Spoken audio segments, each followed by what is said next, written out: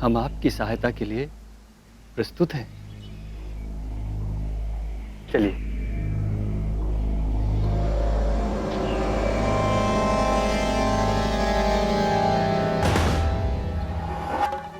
क्या हुआ मुनिवर?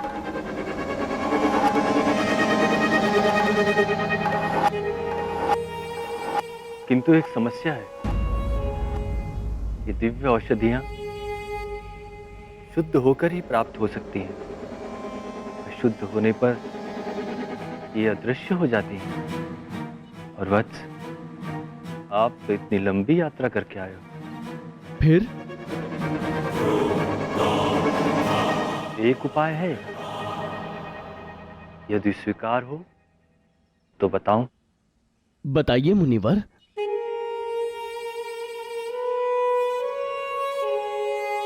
यहां नीचे एक सरोवर है। यदि आप उस सरोवर में स्नान करके आएंगे तो ये दिव्य औषधियां स्वयं को आपके सम्मुख प्रकट कर देंगी। जो आज्ञा मुनिवर। रुको।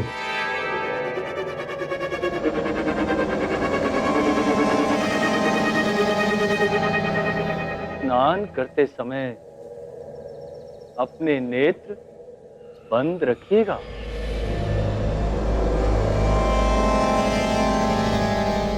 वो क्यों मुनिवर? इसके पीछे एक लंबी कथा है। यदि आपके पास समय है तो सुनाता हूं। नहीं नहीं मुनिवर, मैं नेत्र नहीं खोलूंगा। आज्ञा दीजिए।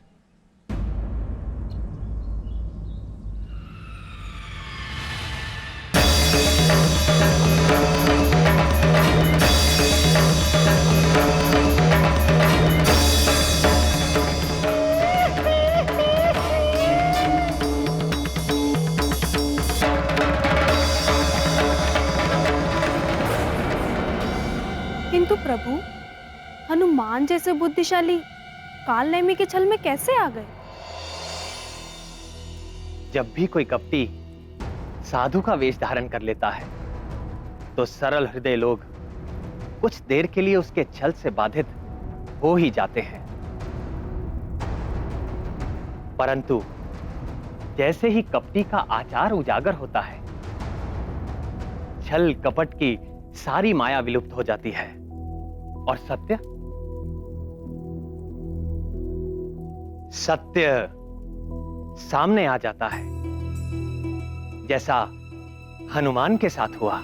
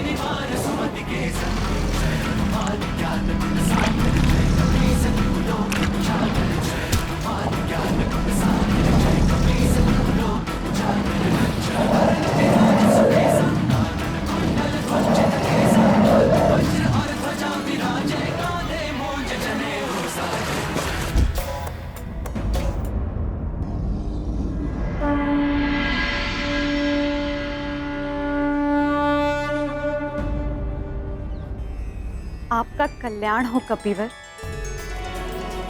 मैं आपको धन्यवाद करती हूँ। आप कौन हैं देवी? मेरा नाम धन्यमाली है। मैं स्वर्ग की अप्सरा थी, किंतु प्रजापति दक्ष के शापवश मकर योनि को प्राप्त हो गई और युगों से इस सरोवर में वास कर आप ही की प्रतीक्षा कर रही थी। और आज आपके शुभ हाथों से मेरी मुक्ति हो गई। ये सब मेरे प्रभु श्री राम का प्रताप है, इसमें मेरा किंचित भी श्रेय नहीं। पवन पुत्र, आप उस तपस्वी से सावधान रहिएगा जिसने आपको यहाँ स्नान करने के लिए भेजा था। क्यों? क्योंकि वह तपस्वी नहीं, रावण का भेजा हुआ एक पाखंडी राक्षस है जो आपका वध करने के लिए मुनि का वेश बनाकर कपटपूर्वक यहाँ बैठ गया है। एक बात और कपिवर, आप उसके कमंडल के जल से सावधान रहिएगा। उसमें अति भयंकर कालकूट विष भरा हुआ है।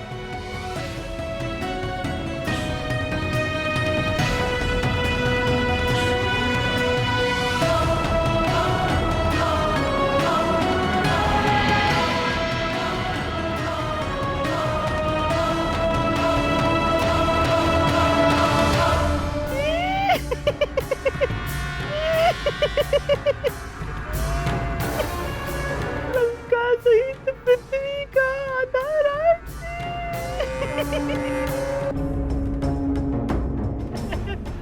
बहुत प्रसन्नता हो रही है हमें। चलिए, औषधियों के लिए जाने से पूर्व आपको एक मंत्र देते हैं। ये मंत्र बहुत ही चमत्कारी है। अब आप मंत्र देंगे गुरुदेव? अति उत्तम। तब तो मेरा भी गुरु दक्षिणा देने का दायित्व हो जाएगा। किंतु वत्स, गुरु दक्षिणा का विधान तो दीक्षा पूर्ण होने के पश्चात का होता है। किंतु विशेष आपके लिए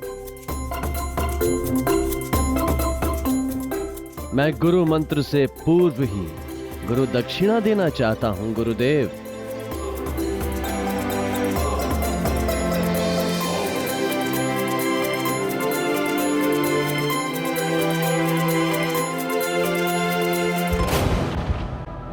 गुनी अति चातुर, राम काज करिबे को आतुर, प्रभु चरित्र सुनिबे को रसिया। सूक्ष्म रूप धरि सियहि दिखावा, विकट रूप धरि लंक जरावा, भीम रूप धरि असुर संहारे। भागते कहाँ हैं गुरुदेव?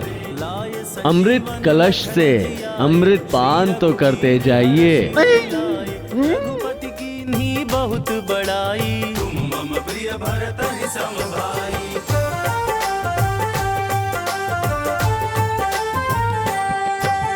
सहस बदन तुम्हरो यश गावे, श्रीपति कंठ लगावे, सनकादिक ब्रह्मादि मुनीषा।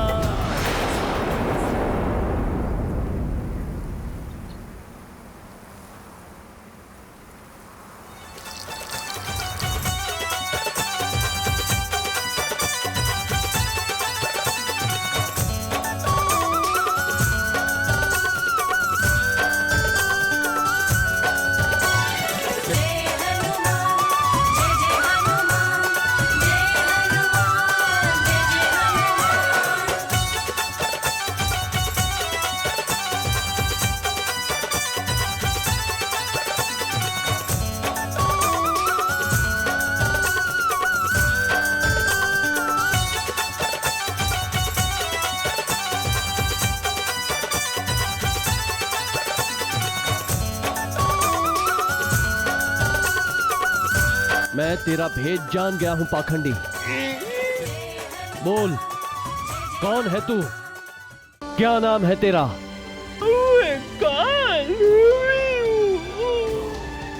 और मैं तेरा काल हूं काल नेमी।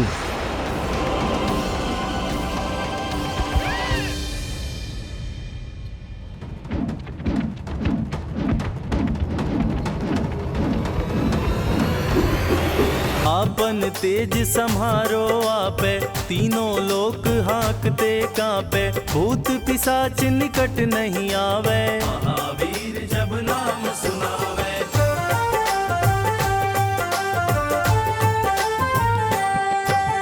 नासै रोग हरै सब पीरा, जपत निरंतर हनुमत वीरा। जय श्री राम।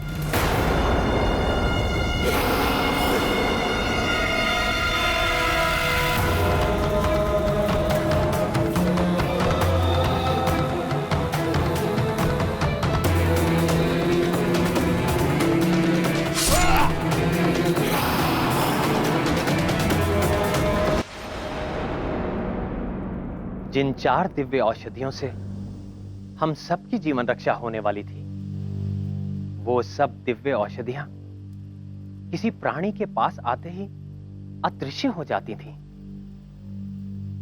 बजरंग बली हनुमान के पास जाते ही वो अदृश्य होने लगी।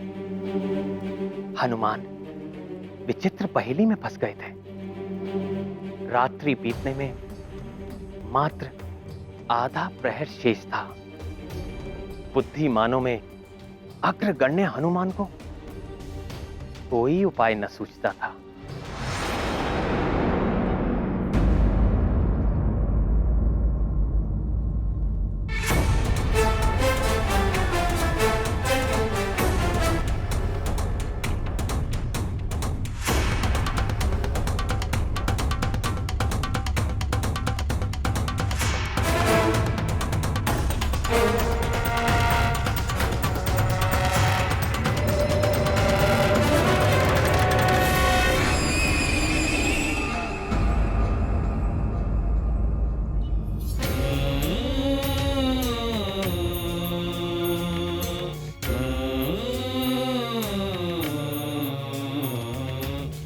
हे औषधियों, कृपा करके मेरे समक्ष प्रकट हो जाइए।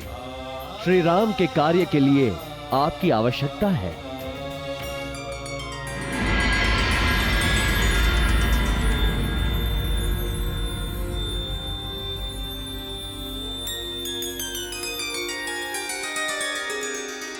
तो क्या औषधियों ने अपने को प्रकट कर दिया? तो फिर हनुमान ने क्या किया?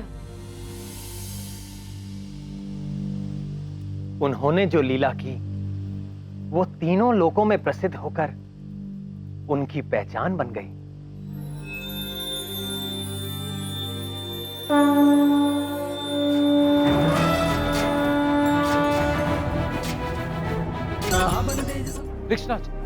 वृक्षराज जागते रहिए, हनुमान बस आते ही होंगे।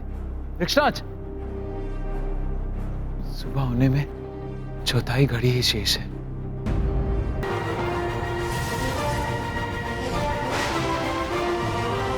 हनुमान,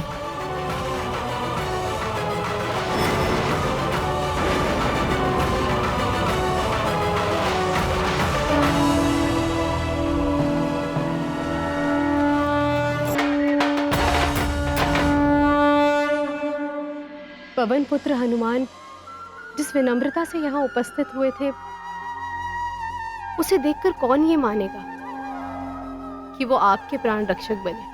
केसरी नंदन हनुमान का यही विनीत भाव उन्हें महानता के सर्वोच्च शिखर पर स्थापित किए हुए है। इसलिए तो प्रिय हनुमान की हर कथा में उनके अतुलित बल, बुद्धि, तेज प्रताप का वर्णन मिलता है। हाँ, मैंने भी प्रभु भक्त हनुमान के कई प्रसंग सुने हैं, किंतु आपके श्रीमुख से हनुमान कथा सुनने का आनंद तो अमृत तुल्य है। हाँ प्रभु, सुनाइए ना।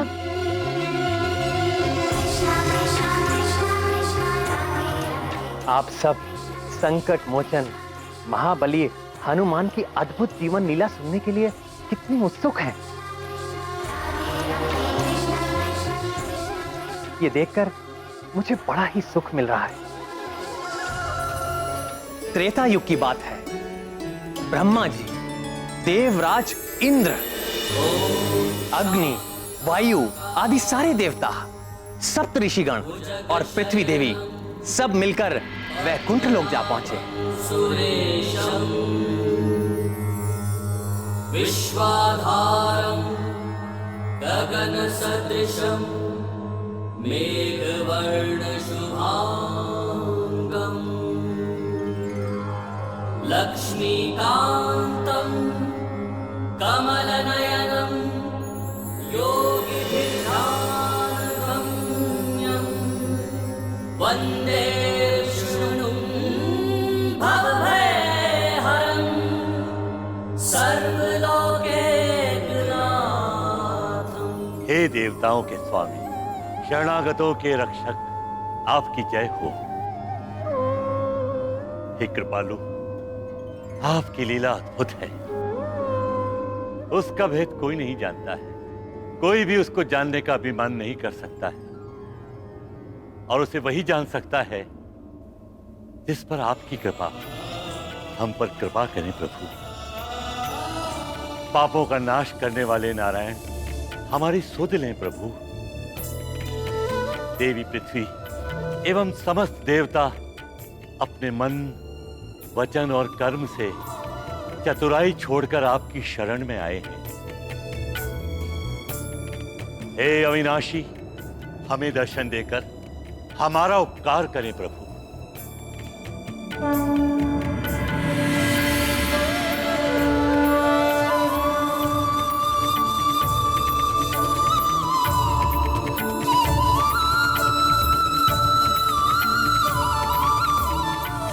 हे भक्त वत्सल भगवान, हे अशरणों के शरण, हमारी रक्षा कीजिए प्रभु। हे श्रीपति, आप ही मेरे पालक हैं, आप ही मेरे रक्षक हैं नाथ। आप ही के आदेश पर मैं इस मृत्यु लोक के समस्त जीवों को आश्रय देती हूँ, उनका भार उठाती हूँ। सब कुछ सहन करते हुए मैं उनका लालन पालन करती हूँ, किंतु ये राक्षस राज रावण मुझे ऐसी पीड़ा दे रहा है जो मेरे लिए असहनीय हो गई है। अपने बल के मद में चूर होकर रावण चारों ओर आतंक फैला रहा है। जिसे भी वो थोड़ा बलवान समझता है, उसे ये उन्मादी रावण युद्धम देही कहकर युद्ध के लिए ललकारता रहता है, और जो निर्बल और शांति प्रिय जीव है उसे भी बिना कारण सताता रहता है। रावण और उसके राक्षस ऋषियों को यज्ञ नहीं करने देते, मुनियों को तपस्या नहीं करने देते, और अपने मनोरंजन के लिए निर्दोष जीवों की हत्याएं करता है। पूरी पृथ्वी पर रावण ने स्त्रियों के अपहरण और अत्याचार का अभियान चला रखा है। कोई भी स्त्री कहीं भी सुरक्षित नहीं। हे विशंभर, उसका ये अत्याचार देख मुझ माँ का हृदय फटा जाता है। मुझसे अब और सहन नहीं होता प्रभु, मुझे इस राक्षस से मुक्ति दिलाइए। हे विष्णुदेव, हम देवताओं को भी यह रावण निरंतर प्रताड़ित कर रहा है। हम देवता प्रकृति के नियमों की रक्षा करते हैं। हमारे कारण कोई भी तत्व अपनी मर्यादा भंग नहीं करता, किंतु रावण हमें भी सनातन नियम तोड़ने के लिए विवश करता है, और उसके भय के आगे हम सब कुछ नहीं कर पाते।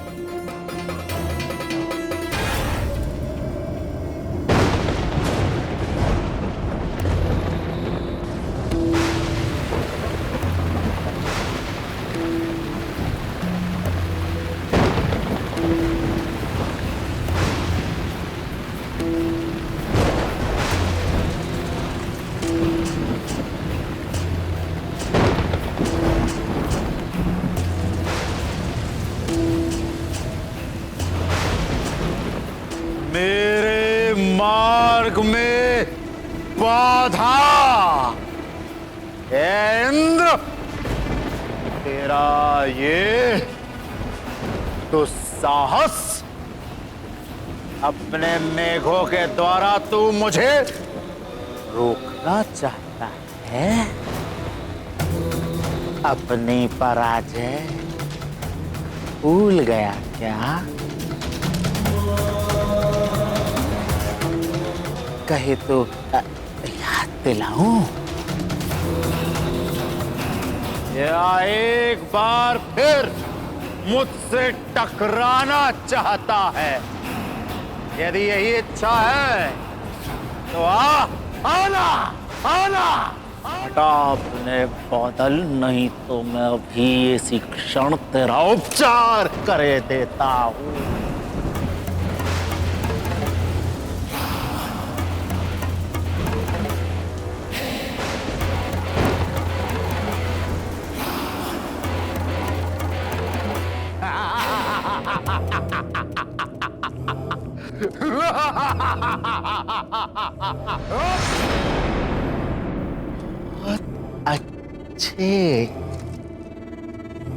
बहुत अच्छे शचीपति इंद्र, तुमने शीघ्र ही समझ लिया कि मेरी मित्रता में ही तेरा हित है।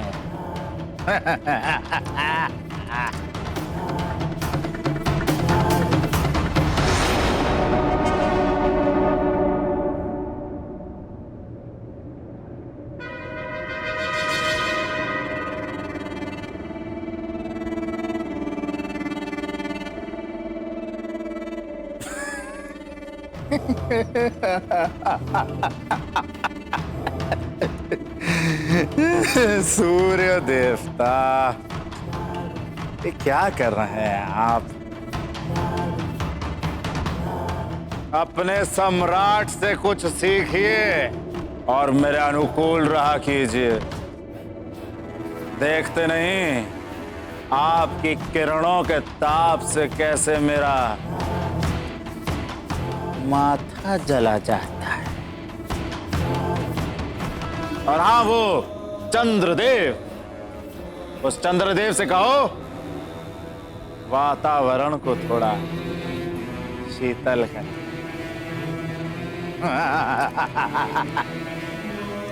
जाओ।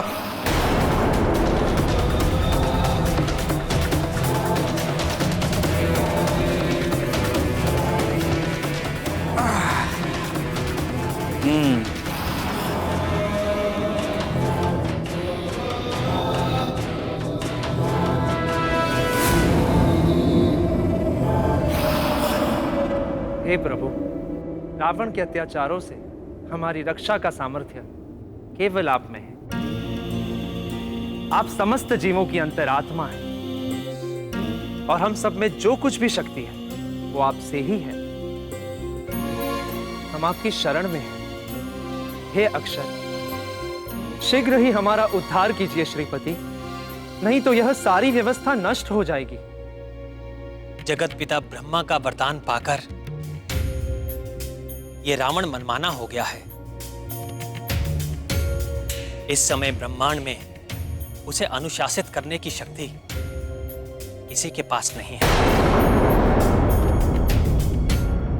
हे प्रभु, क्या उस आतताई से हमें कभी मुक्ति नहीं मिल पाएगी? आप निराश न हो ब्राह्मण। मेरी प्रतिज्ञा है कि जब जब गौ माता, विप्रजन, संत समुदाय और देवताओं पर विपत्ति आएगी, जब जब अविश्वास, अनाचार और अधर्म की वृद्धि होगी और धर्म की हानि होगी, जब जब भक्त मेरा उपहास करेंगे, मेरी भक्ति को अंधविश्वास समझेंगे, और तब मैं सज्जनों की रक्षा के लिए और दुर्जनों के विनाश के लिए यज्ञ की वैदिक मर्यादा और धर्म की स्थापना के लिए मैं अवतार लूंगा। मेरी ये प्रतिज्ञा अटल है। भक्तों की रक्षा के लिए मैं अवश्य अवतार लूंगा। भगवान विष्णु की जय। भगवान विष्णु की जय। भगवान विष्णु की जय।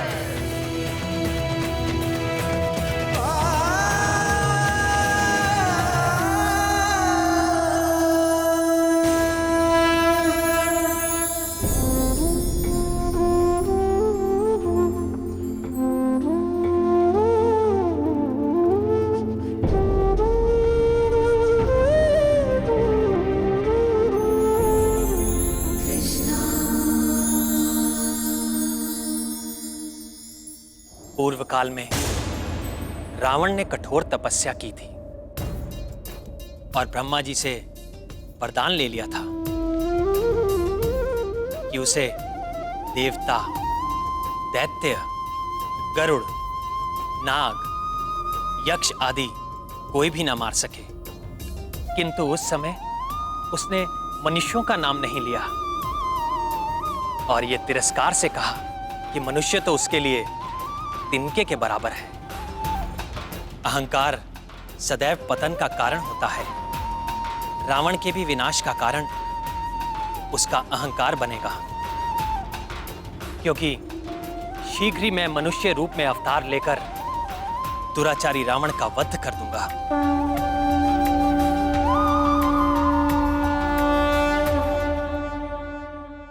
हे पुरुषोत्तम, हमें क्या करना होगा? आदेश दीजिए प्रभु। आप सब भी पृथ्वी पर अपने अपने अंशों से वानर कुल और वृक्ष कुल में अवतार लीजिए। समय आने पर रावण के विरुद्ध धर्म युद्ध में मैं आपकी सहायता लूंगा।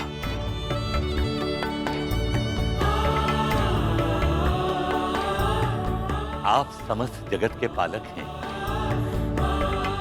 ये धरणीधर, आपसे ही ये ब्रह्मांड जन्म लेता है और आप ही प्रलय काल में इसे अपने में लीन कर लेते हैं।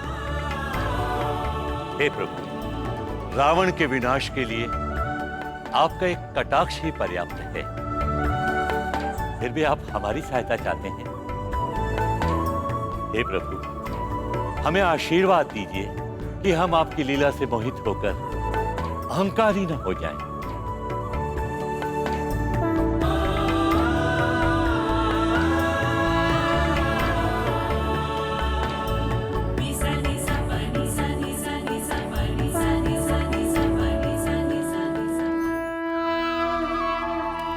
आपकी दीदी देवी रुक्मणी प्रेम में समर्पण तो करती हैं, किंतु प्रदर्शन नहीं। फिर भी मेरे प्रति उनका गहन प्रेम वो कुछ अवसरों पर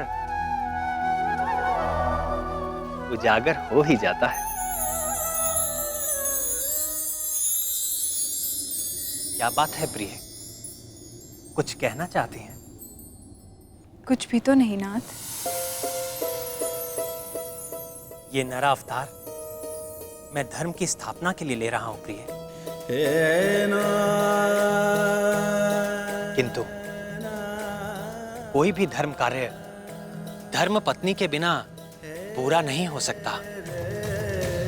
आप मेरी सहचरी हैं, आपको ही ये दायित्व निभाना होगा। इस अवतार में मैं अनाचारी राक्षसों का वध तो करूंगा ही, किंतु ये अवतार लेने का मेरा उद्देश्य अपने जीवन चरित्र के माध्यम से सदाचार का आदर्श प्रस्तुत करना है। मनुष्यों की शिक्षा और प्रेरणा के लिए मैं सत्य और धर्म के दो पैरों पर चलूंगा और जीवन की मर्यादाओं पर अडिग रहूंगा। मेरा ये अवतार मर्यादा पुरुषोत्तम के नाम से प्रसिद्ध होगा।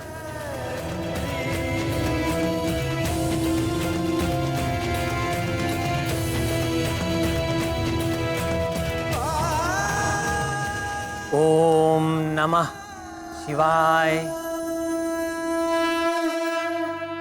राम राम राम राम राम राम। ओम नमः शिवाय। ओम नमः शिवाय। ओम नमः शिवाय।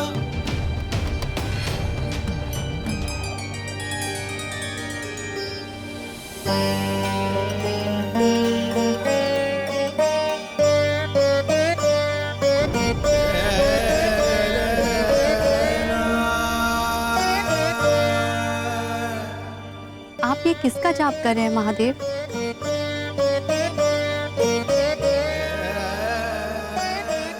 राम, मेरे राम। राम? कैसी शीतलता है इस नाम में। अनादिकाल से ही यह नाम इस जगत का सबसे सिद्ध और सरल मंत्र है। वो कैसे महादेव? ओम नमो नारायण मंत्र से बीजाक्षर रा और ओम नमो शिवाय मंत्र से बीजाक्षर मां को मिला देने से इस राम मंत्र की रचना होती है। इस अमूल्य मंत्र में भगवान विष्णु की कल्याणकारी शक्ति के साथ मेरी शक्ति का भी वास है। यह मंत्र सर्वमंगलकारी है, मोक्षकारी है और सभी प्राणियों के कल्याण की रामबाण औषधि है। आपकी महिमा निराली है भोलेनाथ। आप जब उग्र रूप धारण करते हैं तो तीनों लोग कांपने लगते हैं और जब प्रेम मगन होते हैं तो ऐसे कि देखने वाला भी आनंदमय हो जाए। जो आनंद मेरे मन में जागा है शीघ्र ही वह पूरे पृथ्वी लोक पर छा जाएगा। वो कैसे महादेव? क्योंकि आपके जो परम रहस्यमय महान भाई भगवान विष्णु है ना, वे मनुष्य रूप में जन्म लेने वाले हैं और इस मनमोहक अवतार में उनका नाम होगा श्री राम। श्री राम, श्री राम, श्री राम।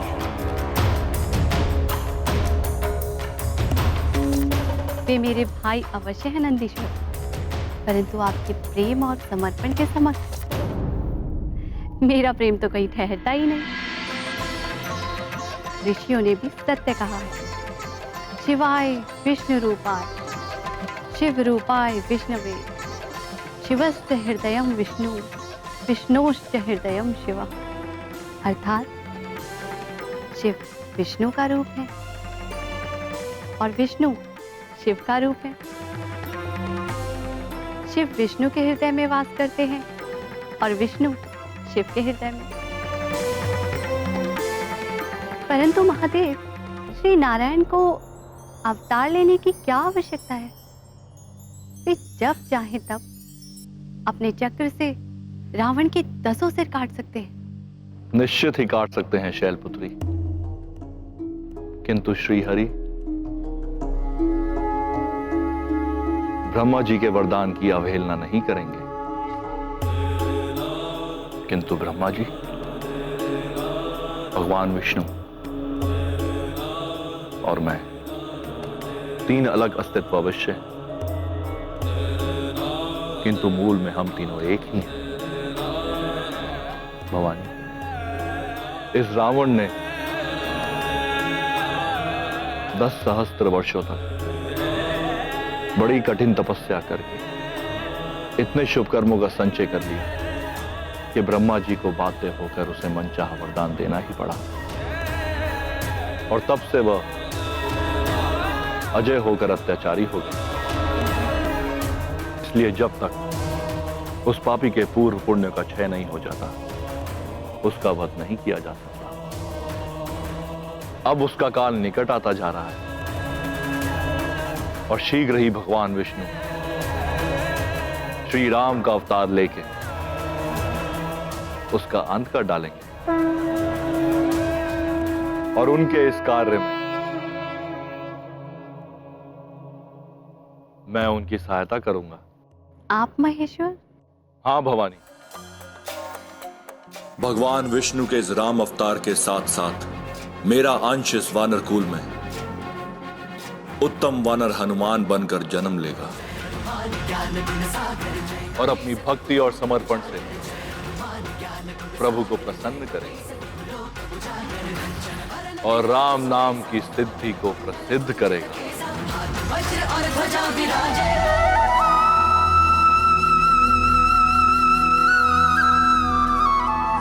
कर्म प्रधान विश्व करी राखा, जो जस करई सो तस फल चाखा।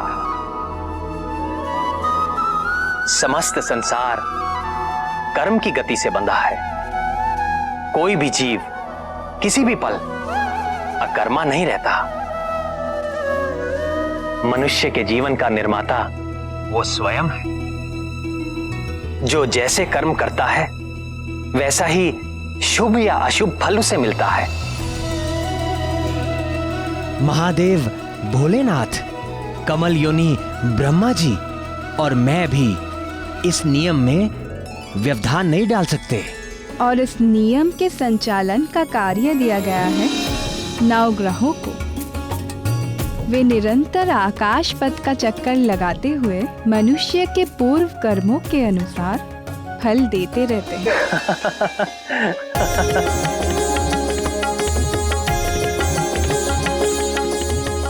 प्रभु, किस बात से आपको इतना आनंद आ रहा है? हमें भी बताइए। नवग्रहों में एक ग्रह है शनिदेव। शनय शनय अर्थात धीरे धीरे चलने के कारण उनका नाम शनिदेव हुआ। सभी जीव उनसे बड़ा भय खाते हैं। उनके चक्र में जो भी पड़ता है सदा रोता हुआ मिलता है। किंतु जब हनुमान से उनकी भेंट हुई तो क्या नाथ, बताइए ना। हनुमान एक पर्वत शिखर पर बैठकर आनंद से केलों का भोग लगा रहे थे।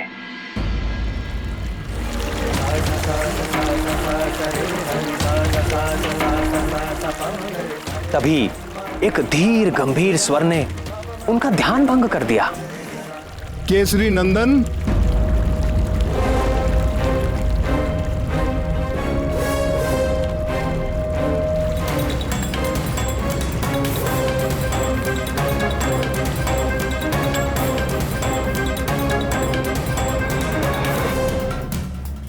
मैं आपको सावधान करने आया हूं पवन पुत्र हनुमान।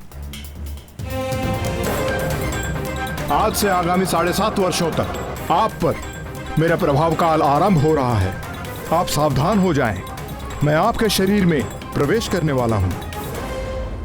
मैं आपको प्रणाम करता हूं सूर्य पुत्र शनीश्वर,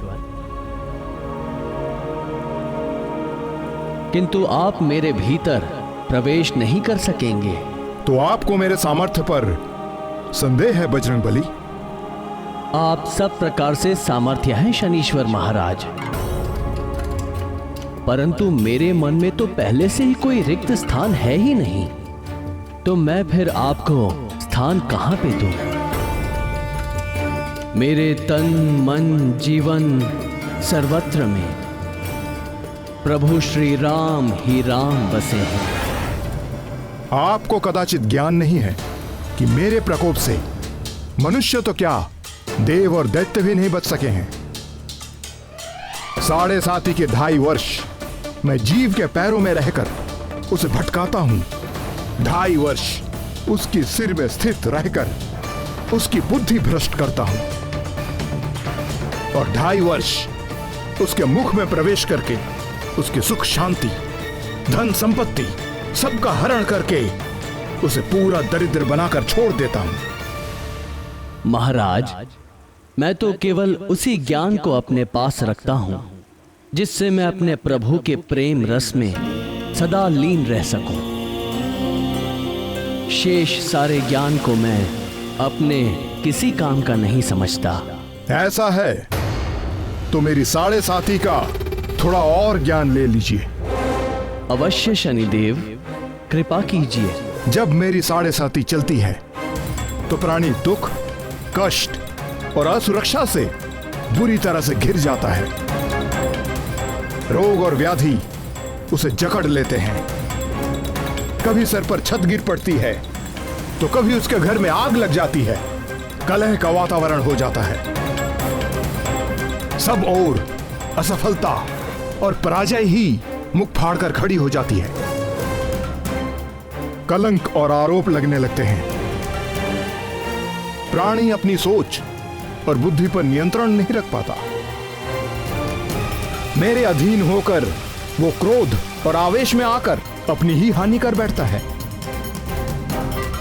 मन व्यथित रहता है, वाणी कठोर बोलता है, सुख नष्ट हो जाता है, संपत्ति का नाश हो जाता है, दुख, ग्लानि और शोक, इसके अतिरिक्त उसके पास कुछ भी नहीं रहता।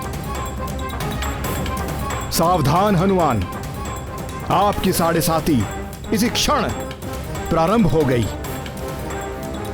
यदि आप अपना निर्णय नहीं बदल रहे और आपने श्री राम के तुच्छ भक्त से ठान ही ली है, तो आपका स्वागत है शनीश्वर। आपका जो नियम है आप उसका पालन कीजिए और मुझे जो करना है मैं वो करूंगा। आपको पीड़ा देने में मुझे कोई रुचि नहीं है हनुमान, किंतु काल के विधान में मुझे यही कार्य मिला है और मेरे कार्य में कोई बाधा डाल सके ऐसा किसी के लिए संभव नहीं।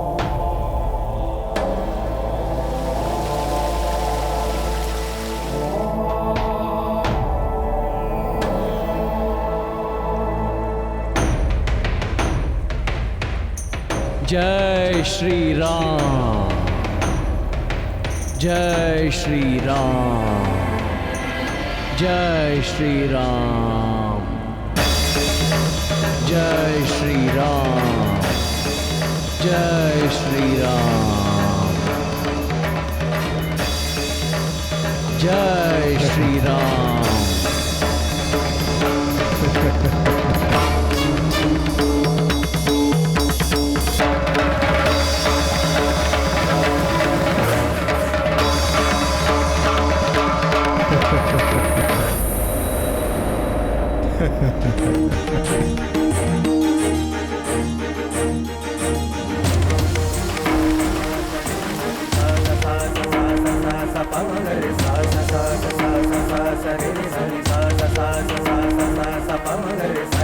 जय श्री राम।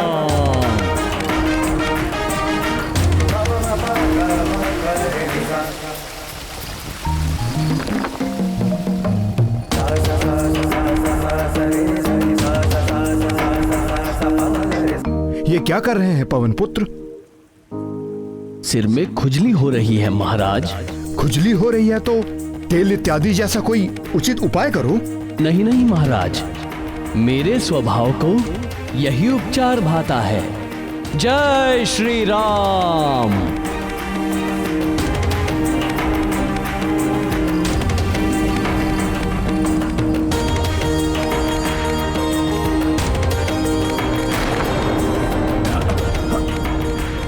हे मारुति नंदन, इन चट्टानों के बोझ से मैं मरा जा रहा हूं, कृपया इन्हें हटाएं। क्षमा करें शनीश्वर महाराज, जैसे आप काल के विधान से विवश हैं, वैसे ही मैं अपने स्वभाव से विवश हूं। जय श्री राम। क्या आपसे मुझे थोड़ा तिल तेल मिल सकेगा? मुझसे तो नहीं मिल सकेगा हे सूर्यपुत्र, पर आज के बाद आपके दुष्ट प्रभावों से बचने के लिए भक्तगण आपको तेल चढ़ाकर ही प्रसन्न करेंगे।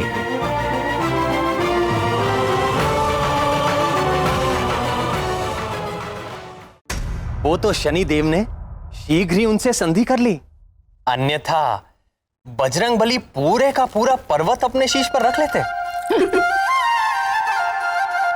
श्री भगवान के भक्तों पर काल का प्रभाव नहीं होता। कहते हैं कि प्रभु का नाम एक बार लेने से ही करोड़ों पापों का नाश हो जाता है। भगवान शंकर के अंश हनुमान तो निरंतर ही प्रभु श्री राम के नाम का जाप करते रहते हैं। शनिदेव उनका क्या बिगाड़ सकते थे? हृदयनाथ, क्या वास्तव में भगवान भोलेनाथ के अंश से ही हनुमान जी का जन्म हुआ था?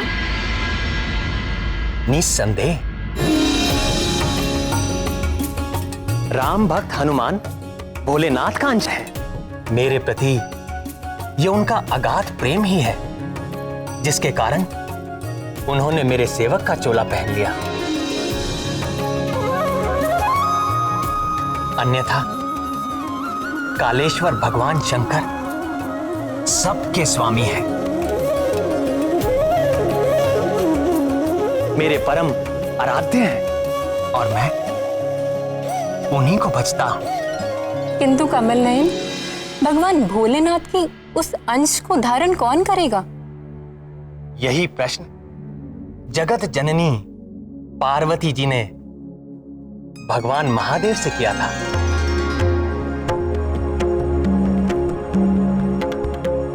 अब आप ही बताइए भोलेनाथ ने क्या उत्तर दिया था? स्वर्गलोक की एक अप्सरा है जिसका नाम है पुंजिक स्थला। स्वर्गलोक की अप्सरा? अप्सरा ने वानर को जन्म दिया, किंतु यह कैसे हुआ स्वामी? मेरी इच्छा होने पर महामाया सब कुछ संभव कर देती है।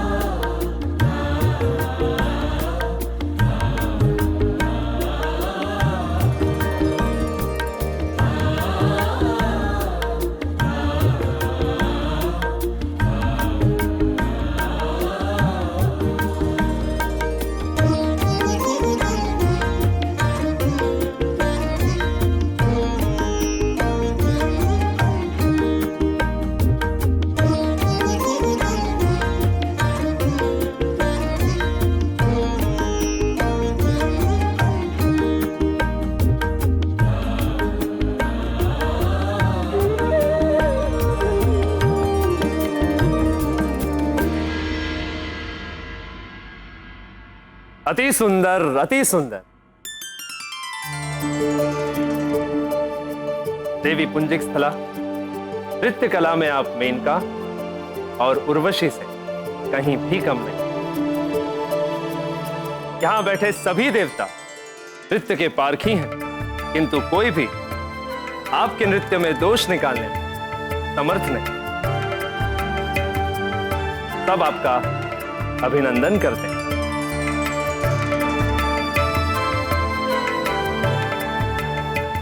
उसके नृत्य के समान ही पुंजिक स्थला का चरित्र भी निर्दोष था। देवराज इंद्र का स्वर्ग भोग विलास की सीमा है, किंतु वहां रहते हुए भी वो अप्सरा भगवान शंकर की नित्य उपासक थी।